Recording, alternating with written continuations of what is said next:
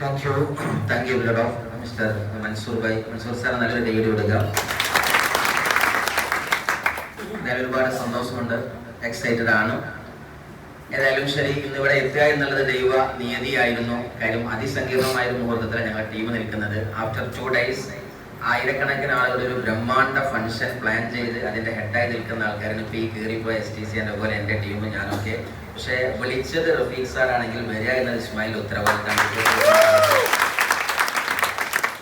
ഈ ബിസിനസ്സിൽ അങ്ങനത്തെ ഒരു സ്വഭാവമുണ്ട്. കാര്യം എന്താണ്, നമ്മളെപ്പോഴും തിരിച്ചറിയുക, ദൈവത്തിന്റെ കയ്യൊപ്പ് ചേർത്തിയ പ്രൊജക്ട് നമ്മളിലേക്ക് ദൈവദൂതനായി പറഞ്ഞു തരാൻ വന്ന ആളുകളാണ് നമ്മുടെ അപ്ലൈൻ ലീഡേഴ്സ്, ആണോ അല്ലേ? അതാണ് നമ്മൾ അറിയേണ്ടതുണ്ട്. കാര്യം എന്താ, നമ്മളെ രക്ഷിതാക്കൾ നമ്മോട് പറഞ്ഞിട്ടില്ല നിനക്ക് വേണ്ടി ഞാൻ വെയിൽ കൊണ്ടോളാം പറഞ്ഞിട്ടുണ്ടോ? നിങ്ങൾ വേണമെങ്കിൽ ചെറിയമ്മയോ ചെറിയച്ഛനോ എളാപ്പോ മുത്താപ്പ പല പേരുകളുണ്ട്. ഇങ്ങനെയുള്ള കുടുംബ ബന്ധുമിത്രാദിയിൽ എത്രയാളുണ്ട് അങ്ങനെ പറയാം. അവിടെയാണ് ഏതോ ഒരു നാളിൽ നമുക്കൊരു ബന്ധമില്ലാത്ത ഒരു ചെറിയ പരിചയമുള്ള ഒരു വ്യക്തി നമ്മുടെ വീട്ടിൽ വന്നിട്ട് നിന്നെ ഞാൻ കോടിപതിയാക്കാം, നിനക്ക് വേണ്ടി ഞാൻ വെയിൽ കൊള്ളാം മഴ കൊള്ളാം എന്നൊരു അപ്ലൈൻ പറയുന്നുണ്ടെങ്കിൽ നിസ്സംശയം പറയാം ദൈവം പറഞ്ഞയച്ച ദൂതരാണ് നമ്മുടെ.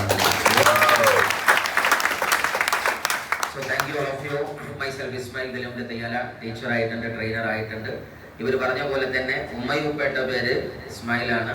പക്ഷേ നാട്ടിൽ ഈ ബിസിനസ്സിൽ വന്നപ്പോൾ പല പേരിട്ടു. ആദ്യം വൈദ്യരായിരുന്നു, ഡോക്ടറായിരുന്നു, തൈല കച്ചവടമായിരുന്നു, സോപ്പായിരുന്നു, പേസ്റ്റ് ആയിരുന്നു, പലതും ഉണ്ടായിരുന്നു, ആണോ അല്ലേ?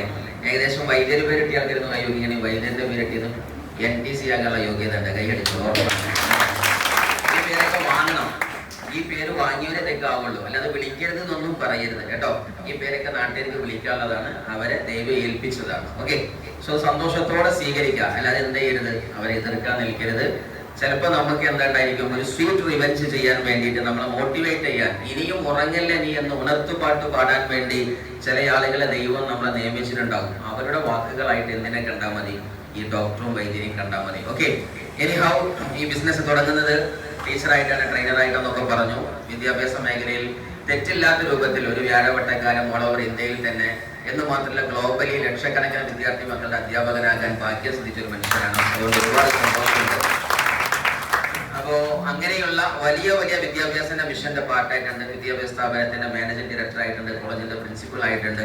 അതുപോലെ തന്നെ ചില യൂണിവേഴ്സിറ്റി തലത്തിൽ തന്നെ നമ്മൾ എഡ്യൂക്കേഷണൽ കരിയർ ഡിപ്പാർട്ട്മെന്റിലൊക്കെ തൻ്റെതായ കോൺട്രിബ്യൂഷൻ ചെയ്യാനൊക്കെ പലതും പറ്റിയിട്ടുണ്ട്. അങ്ങനെയുള്ള 2 വിദ്യാർത്ഥികളോട് ഇറങ്ങിപ്പോയത്, ഒന്ന് STC റാങ്കിൽ മിസ്റ്റർ ഉവൈസും RTC റാങ്കിൽ മിസ്റ്റർ ജുനൈദും. നല്ല കൈയടി കൊടുക്കാം. ഞാനിപ്പോ അധ്യാപകന്മാരായ എന്റെ വിദ്യാർത്ഥി മക്കളെ തിരിച്ചു വിളിച്ചുകൊണ്ടിരിക്കുകയാണ്. അതായത് എന്താ പറയാ, അവിടെയല്ല കൊടുക്കുന്നത്. നമ്മളൊരു അന്നദാനം കൊടുക്കുമ്പോൾ പറയില്ലേ, ആ വരിയിലല്ല കൊടുക്കുന്നത്, ഈ വരിയിലാണെന്ന്. വിജയത്തിന്റെ പായസ സൽക്കാരം വിളമ്പുന്നത് മൈ ലൈഫിന്റെ വരിയിലാണ്.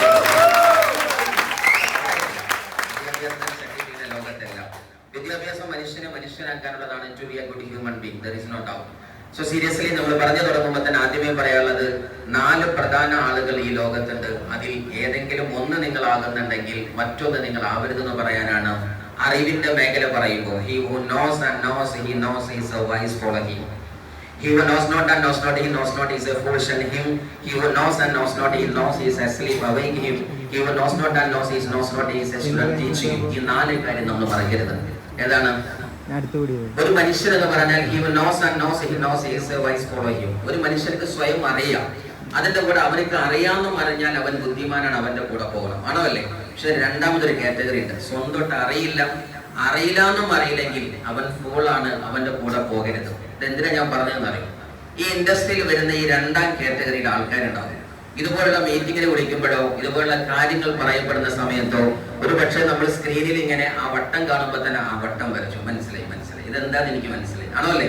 ഇൻഡസ്ട്രിയുടെ തുടക്കം പറയുമ്പോൾ തന്നെ എന്ത് പറയും, എനിക്ക് ശരിക്കും മനസ്സിലാക്കണം, ഇതാ മറ്റേ പരിപാടി, ആളെ ചേർക്കുന്ന പരിപാടി, അതല്ലേ ഇത് പറഞ്ഞു തുടങ്ങുന്നത്. ആളോട് പറയാനുള്ളത്, ഇത് നിങ്ങൾ കേട്ടതല്ല മക്കളെ, ഇത് ഇവിടുന്ന് കേൾക്കാൻ പോകുന്ന ചരിത്രമാണ്. ശരിക്കും അതുകൊണ്ട് ഒരു മുൻവിധിയിൽ നിങ്ങൾ ഒന്നിനെയും കേൾക്കരുത്, മനസ്സ് തുറന്നിട്ട് അൺലേൺ ആൻഡ് റീലേൺ. ഈ ലോകത്ത് എപ്പോഴും പറയാറുള്ളത്, most ignorant people for the 21st century is, ഈ 21ാം നൂറ്റാണ്ടിന്റെ ഏറ്റവും അഭ്യസ്ത വിദ്യരല്ലാത്ത, അതല്ലെങ്കിൽ അജ്ഞരെന്ന് പറയുന്ന ലോകം ഒരിക്കലും സർട്ടിഫിക്കറ്റ് ഇല്ലാത്തവരോ മറ്റൊന്നുമല്ല. എഡ്യൂക്കേഷന്റെ ഡിപ്പാർട്ട്മെന്റ് എത്ര ഇല്ലെങ്കിലും നിങ്ങൾ ആരും അജ്ഞരല്ല. പക്ഷേ ആധുനിക നൂറ്റാണ്ട് അജ്ഞരെന്ന് വിളിക്കുന്ന ടീം അൺലേൺ ആൻഡ് റീലേൺ ചെയ്യാത്തവരാണ്. അതായത് ഇതുവരെ പഠിച്ചതിനെ മാറ്റി വെച്ചിട്ട് റീലേൺ, പുതിയ യുഗത്തിന് വേണ്ടി പഠിക്കാത്തവരാണ് അജ്ഞരെങ്കിൽ യുഗം മാറിയിട്ടുണ്ട്, പഠനം മാറേണ്ടതുണ്ട് എന്നാണ് മൈ ലൈഫ് നമ്മെ പഠിപ്പിക്കുന്നത്.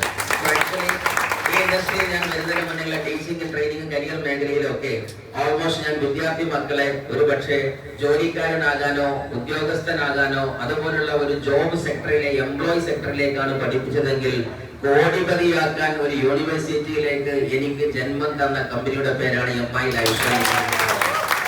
ആ പഠനമാണ് ഏറ്റവും സുന്ദരമായിരിക്കുന്ന പഠനം. സോ ആക്ച്വലി ഈ ഇൻഡസ്ട്രി തുടങ്ങുമ്പോൾ ആദ്യം നമുക്ക് തിരിച്ചറിയേണ്ട കുറച്ചൊന്ന് രണ്ട് കാര്യങ്ങളാണ്. അതായത് നമ്മൾ ESൽ നിന്ന് BI കാറ്റഗറിയിലേക്ക് ആണല്ലേ. സോ ESൽ നിന്ന് BI കാറ്റഗറിയിലേക്ക് മാറുന്ന സമയത്ത് നമ്മൾ ശരിക്ക് ആദ്യം മാറ്റണം നമ്മുടെ മൈൻഡ് സെറ്റാണ്. മനസ്സ് മാറാതെ നമ്മൾ എങ്ങനെ മാറി എന്ന് പറഞ്ഞിട്ട് ഒരു കാര്യമില്ല.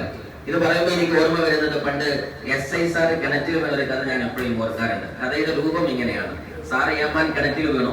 ആ സമയത്ത് പോലീസുകാരൊക്കെ പെട്ടെന്ന് വട്ടം കൂടിയിട്ട് പറഞ്ഞു നമുക്ക് എത്രയും പെട്ടെന്ന് അദ്ദേഹത്തെ എന്ത് ചെയ്യണം, പൊക്കി കരയിലേക്ക് എടുക്കണം എന്ന് പറഞ്ഞു. അങ്ങനെ കയറുമായി വന്നു. എല്ലാ കോൺസ്റ്റബിൾമാരും പോലീസ് ഓഫീസേഴ്സും കയറ് താഴെയിട്ടു. പോലീസ് ഏമാൻ നമ്മുടെ SI സാർ അങ്ങനെ കയറും പിടിച്ച് മുകളിലോട്ട് വന്നു. എത്തിയ ഉടനെ മുകളിൽ എത്തിയ സമയത്ത് നേരെ എന്ത് ചെയ്തു, കോൺസ്റ്റബിൾ പോലീസ് സല്യൂട്ട് അടിച്ചു. കാരണം അല്ലേ, ഇവര് പണ്ട് പഠിച്ചു വെച്ച സാധനം എന്ത്, SIയെ കണ്ടാൽ സല്യൂട്ട് അടിക്കണം. ഇത് പണ്ടേ പഠിച്ച പാട്ടാണ്, ഇത് മാറില്ല. അങ്ങനെ നേരെ എത്തി. ഇതിപ്പോ കഴിഞ്ഞു എന്ന് SI കയറാൻ നിൽക്കുന്ന സമയത്ത് ഈ ബഹല വിട്ടു നേരെ താഴത്ത് പോയിരുന്നു. വീണ്ടും വലിച്ചെടുത്തു. പക്ഷെ എങ്ങനെ നോക്കിയാലും SIനെ കണ്ട സല്യൂട്ട് അടിക്കാം. 4-5 പ്രാവശ്യം സാധു വീണു. ലാസ്റ്റ് പോലീസ് പറഞ്ഞു ഇയാളെ നടക്കൂല, നമുക്ക് എന്ത് ചെയ്യാം, മെയിൻ സുപ്പീരിയർ ഓഫീസേഴ്സ് വിളിക്കാന്ന് പറഞ്ഞു. അങ്ങനെ DYSP SP അടങ്ങുന്ന വലിയ ടീം വന്നു. അവര് വന്നിട്ട് കയറെടുത്ത് വലിച്ചു. അങ്ങനെ വലിച്ചു മുകളിലെത്തിയ സമയത്ത് ഈ SI സാർ കാണുന്ന DGP-നാണ്. ഒറ്റ സല്യൂട്ട് SI നേരെ ഈ മനുഷ്യൻ ജന്മത്തിന് കിണറ്റിന്ന് കയറുമോ? ഇല്ല. എന്താ കാരണം? ഇവൻ പഠിച്ച പാട്ടാണ് ഇത് ഇങ്ങനെ തന്നെയാണ്. അതുകൊണ്ട് പറയുന്നു, ഇതുവരെ പഠിച്ച പാട്ട് മറന്നിട്ട് മൈ ലൈഫിന്റെ പാട്ട് കേട്ടാലേ ജയിക്കാൻ പറ്റും.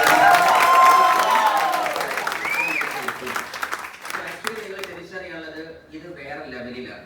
കാര്യം എന്താണ്, നമ്മളെപ്പോഴും തിരിച്ചറിയുക, നമ്മള് നാട്ടിലൊക്കെ പഠിച്ച പഠനങ്ങൾ ശരാശരി റോബർട്ട് ഫ്രോസ്റ്റിനെ പോലെയുള്ള ആളുകളും അതേപോലെ തന്നെ നമ്മുടെ എന്താ പറയാ വാൾട്ടർ ഡിസ്നിയെ പോലെയുള്ള ആളുകളൊക്കെ ചില എന്താ പറയാ വരികൾ പറഞ്ഞിടത്ത് തന്നെ പറയുന്നുണ്ട്, നിന്റെ കോളേജ് പഠനങ്ങൾ നിന്റെ സ്വപ്നങ്ങൾ ഹനിക്കപ്പെടുന്നതാവാതിരിക്കട്ടെ എന്ന് പറഞ്ഞാല് നമ്മൾ പഠിച്ചു മുന്നേറുമ്പോ നാട്ടിൽ പറയുന്നൊരു വാക്കുണ്ട്, നന്നായി പഠിച്ചോ നല്ല ജോലി വാങ്ങിക്കോ. അല്ലെ, ജോലി വാങ്ങിയാൽ എന്തേ വാങ്ങാൻ പറ്റൂ, കൂലിയെ വാങ്ങാൻ പറ്റൂ. ജോലിക്കാരനുള്ളത് എന്താണ്, കൂലിയാണ്, ഒരിക്കലും അസറ്റ് അല്ല, വെൽത്ത് അല്ല.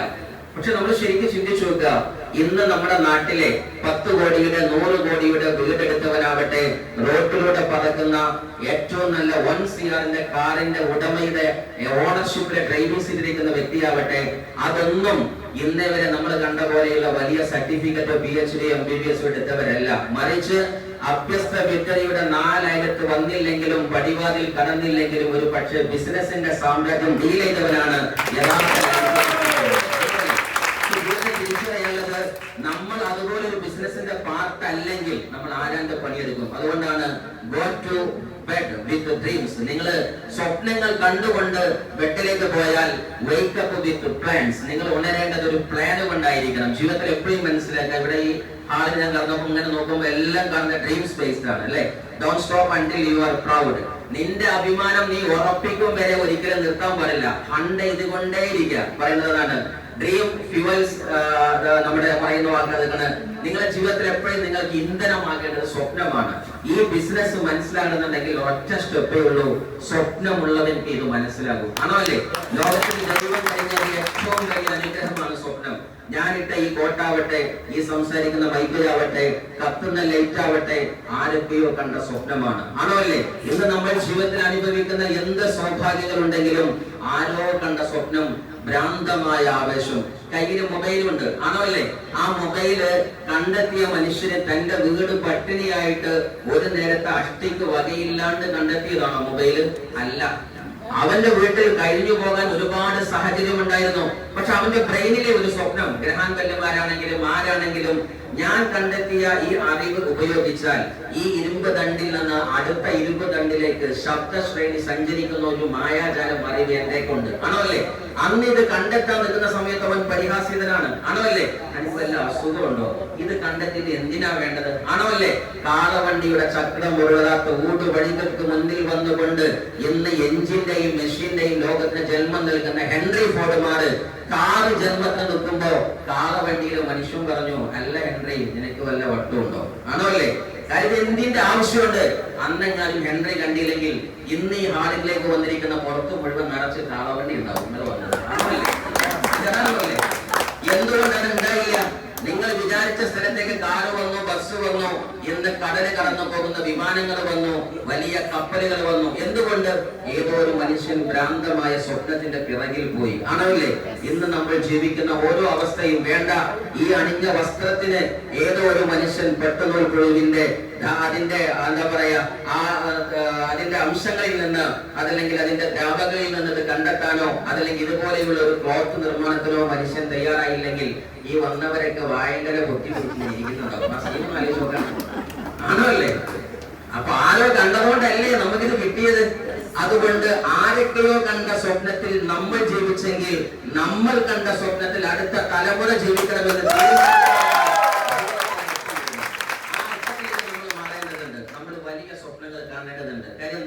ദൈവം മനുഷ്യന് കനിഞ്ഞേകിയ ഏറ്റവും വലിയ അനുഗ്രഹം എന്താണ്? ടു ബി എ ഡ്രീമർ ആണോ അല്ലേ? സ്വപ്നം കത്തിച്ച് സ്വപ്നം കാണാം. അതുകൊണ്ടാണ് മിസ്റ്റർ APJ അബ്ദുൽ കലാം തന്നെ പറഞ്ഞത്, ഉറക്കത്തിൽ നീ കാണുന്നതല്ല മോനെ സ്വപ്നം, ഏതൊന്നാണ് നിന്നെ ഉറക്കം കെടുത്തുന്നത് അതാകണം സ്വപ്നം എന്ന്. അതായത് ഉറക്കം കെടുക്കണം. ഈ ബിസിനസ്സിൽ വരുന്ന സമയത്ത് എങ്ങനെ ഉറങ്ങാൻ നോക്കിയാലും നിങ്ങൾക്ക് ഉറക്കം വരരുത്, റെസ്റ്റ് എടുക്കാൻ തോന്നരുത്, നിർത്താൻ തോന്നരുത്. It's not over until I win. ജയിക്കും വരെ ഈ പണം നിർത്താൻ ഞാൻ തയ്യാറല്ല എന്ന് നിങ്ങൾ പറയപ്പെടുന്നു. ആക്ച്വലി ഇൻഡസ്ട്രി തുടങ്ങിയ സമയത്ത് ഇങ്ങനെയുള്ളൊരു മൈൻഡ് സെറ്റിലേക്ക് നമ്മൾ മാറേണ്ടതുണ്ട്. 4 പോയിന്റ് പറഞ്ഞുകൊണ്ട് നമ്മൾ നിർത്തുകയാണ്. ഫസ്റ്റ് ഓഫ് ഓൾ നമ്മൾ മനസ്സിലാക്കാനുള്ളത്, ഈ ഇൻഡസ്ട്രിയിൽ വരുമ്പോ must you think what you are doing, അതല്ലെങ്കിൽ what the purpose of the business. This business തുടങ്ങാനുള്ള നിങ്ങളുടെ why would you to start this business, എന്തിനാണ് ഈ ബിസിനസ് തുടങ്ങിയത് എന്നൊരു ഉത്തമ ബോധ്യം നിങ്ങൾക്ക് ഉണ്ടാവണം. ഇല്ലെങ്കിൽ എന്താ സംഭവിക്കുക? ഞങ്ങൾ മലപ്പുറം ഭാഷയിൽ പറയുന്നത് കാശില്ലാത്തവന് ഇറച്ചിക്ക് പോയ പോലെ എന്ന് പറയാറുണ്ട് അല്ലേ? പണ്ടൊരിക്കല് ഒരു എന്താ പറയാ സോ ഞാൻ പറഞ്ഞു വരുന്നത് എന്താന്ന് വെച്ചാൽ, ഒരു രാജ്യത്ത് രാജാവും രാജകുമാരനും തൊട്ട അയൽപക്കത്തെ രാജകുമാരിയും തമ്മിൽ അതീവ പ്രണയത്തിലായി, മുടിഞ്ഞ പ്രണയം. അങ്ങനെ പണ്ട് കാലത്ത് പിന്നെ നമ്മൾ ഇതുപോലത്തെ വാട്സപ്പും ബെസ്റ്റ് ചെയ്യാൻ പരിപാടിയൊന്നും ഇല്ലാത്തതുകൊണ്ട് അവര് പല പക്കത്തുനിന്നും കാണുന്നുണ്ട്, സംസാരിക്കുന്നുണ്ട്. താങ്ക് യു സാർ, നല്ലൊരു വീട്. Thank you. Sorry. So actually ഞാൻ പറഞ്ഞു വരുന്നത്, ഈ കഥ ഇങ്ങനെയാണ് പോകുന്നത്. പ്രണയം മൂത്തു. അങ്ങനെ അവസാനം നാട്ടുരാജാക്കന്മാര് ന്യൂസ് അറിഞ്ഞു. അതായത് ഇവര് തമ്മിൽ ഒന്നിക്കാൻ ആഗ്രഹിക്കുന്നുണ്ട്, ഇനി എന്ത് ചെയ്യും അല്ലെ? ലാസ്റ്റ് രാജാവ് പറഞ്ഞു അത്രേ, നയതന്ത്ര ബന്ധവുമായി മുന്നോട്ട് പോകുമ്പോഴും നമ്മുടെ മുൻകാല ചില ഹിസ്റ്ററീസ് ഒക്കെ വെച്ചുകൊണ്ട് ഒരിക്കലും ഇത് സംഗമിക്കാൻ പറ്റൂല. അതുകൊണ്ട് ആ രാജകുമാരിയും ഈ രാജ്യത്തെ രാജകുമാരൻ തമ്മിൽ എന്ത് ചെയ്യില്ല, ഒന്നിച്ചൊരു ജീവിതം അനുവദനീയമല്ല എന്ന് പറഞ്ഞു.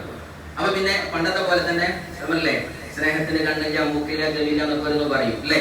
അന്നാ പറയുന്നത് പ്രത്യേകിച്ച് ഒരു തേങ്ങാക്കോരി ഇല്ലാന്നാ ഞാൻ പറയുള്ളൂ. കാരണം എന്താ, അവ പ്രണയം പോയി അടുത്ത പ്രണയം നോക്കണം, വല്ല അതിനു വേണ്ടി തൂങ്ങി അടിക്കാൻ സാധിക്കില്ല. അപ്പൊ ഇതൊക്കെ പൊട്ടതരാണ്. അതൊക്കെ പോട്ടെ, ജീവിതം ജീവിച്ച് കാണിക്കാനുള്ളതാണ് ആണോ അല്ലേ? Life is to enjoy. ഏതെങ്കിലും ഒരു വിഷമം കയറിയിട്ട് വെറുതെ ഫാനിന്റെ തൂക്കം നോക്കാനുള്ളതാണോ ജീവിതം? ഒരിക്കലും അല്ല. ജീവിതം അടിച്ചു വിളിക്കണം. Life is A gift itself. ജീവിതം ദൈവം നമുക്ക് നൽകിയ ഏറ്റവും വലിയൊരു സമ്മാനമാണ്. അത് ആർക്കെ തിരിയുള്ളൂ എന്നറിയോ? നമ്മുടെ ICUയിൽ കിടന്നേക്കാണ്ട് വെന്റിലേറ്ററിന്റെ ബില്ല് കിട്ടണ മുതലാളികൾ ചോദിക്കണം, എന്നാലും നിങ്ങളുടെ ജീവിതത്തിന്റെ വില എത്ര. അപ്പൊ ഈ ശ്വാസത്തിന് ബില്ലുണ്ടെന്ന് മനസ്സിലാക്കപ്പോഴാണ് ആണോ അല്ലേ?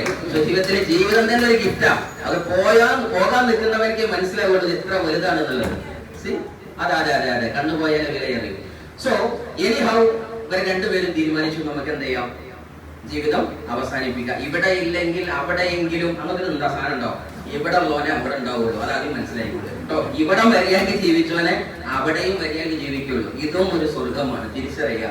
ഇവിടെ നല്ല കർമ്മമുണ്ടോ അവിടെയും നല്ല കർമ്മം ഉണ്ടാവും. ഇവിടെ കർമ്മം തെറ്റാണോ അവിടെ നരകം ഉണ്ടാവും. ഇത്രയേ ഉള്ളൂ. ഇവിടുന്ന് നന്നായവർക്ക് അവിടെ നന്നാവും. ഇവിടെ നന്നാവാൻ ശ്രമിക്കാം.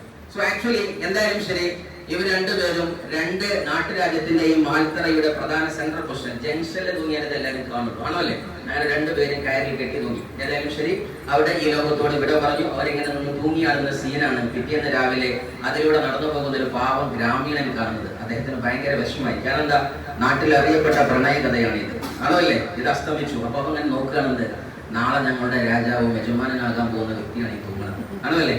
ഇവിടെയോ ഞങ്ങളുടെ നാടിന്റെ അഭിമാനമാകാമെന്ന്, അവർക്ക് അമ്മയാകാം, പലതുമാകാം, ഒരു